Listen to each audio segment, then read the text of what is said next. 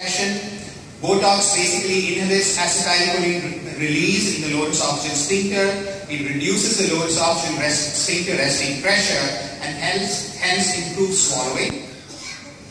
Endoscopically, you can inject 100 units of Botox at the level of the low absorption sphincter in 4 quadrants. It does provide short-term relief. At 12 months, the rate of success is about 35 to 40%. 50% will need retreatment at 6 to 24 months.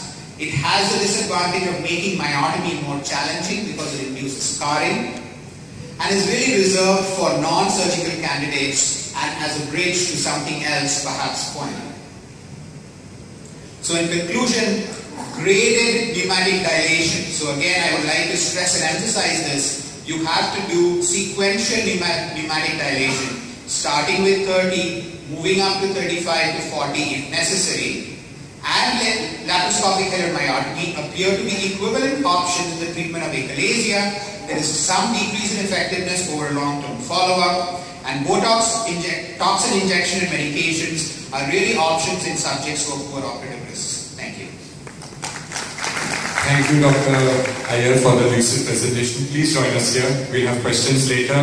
Our third speaker is Dr. Roy Patankar, who is director of the Zen Hospital and Joy Hospital.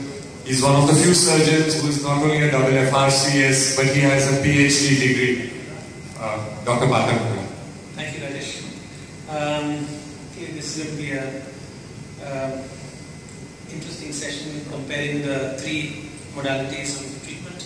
And I'm going to give you a little bit of a surgical perspective about how a patient ought to be counseled from the surgical perspective, I think. Right. So this is the endoscopist with the multiple options. And being a surgeon, I offer nothing more than simple facts, plain arguments, and most importantly, common sense. We have seen the earlier data of pneumatic dilatation of 2004, and we see the newer data also.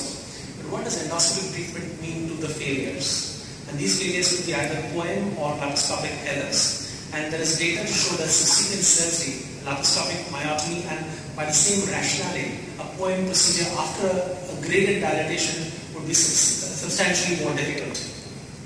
We also know that subsequent salvage surgery in patients with failed pneumatic dilatations is not only more difficult, but the results after a failed dilatation are poorer as compared to patients who have primary surgery up front.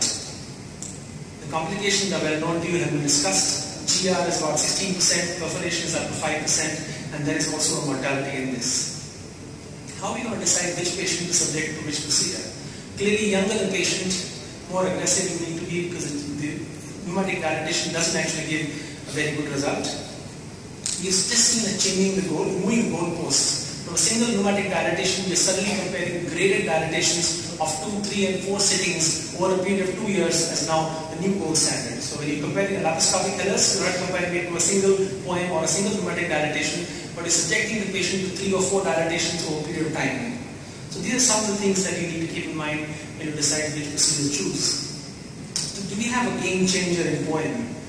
I believe, ladies and gentlemen, the principal objective should be to relieve dysphagia, to prevent reflux, to minimize the morbidity, and most importantly, have affordable cost to the patient in the Indian scenario of working.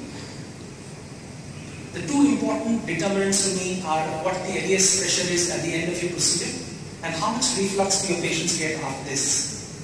This is a study which shows that after laparoscopic myotomy in all the 3 grades of achalasia, there is a significant drop in the LES pressures, and we know that the drop in LES pressures correlates to improvement in dysphagia. As opposed to this, we also know that predictors of poor outcome are those patients where the LES pressures does not go below 10, and there are multiple studies in literature on this. Now, if you look at patients after a POEM, the majority of patients after POEM will achieve a LES pressure between 10 and 15. Sure, the short-term data is great. We just saw Dr. Iyer presenting his data on LHM versus pneumatic dilatation, and if you look carefully, the data for 2 years in the pneumatic dilatation and for 10 years in the Heller's myotomy. So let's look at some of the data after POEM. GR is seen in 28% of patients. In most patients, the LES pressures are more than 10. Although there is a good short-term improvement in Eckhart score, the reflux is in the range of 21%, and this is in US data himself.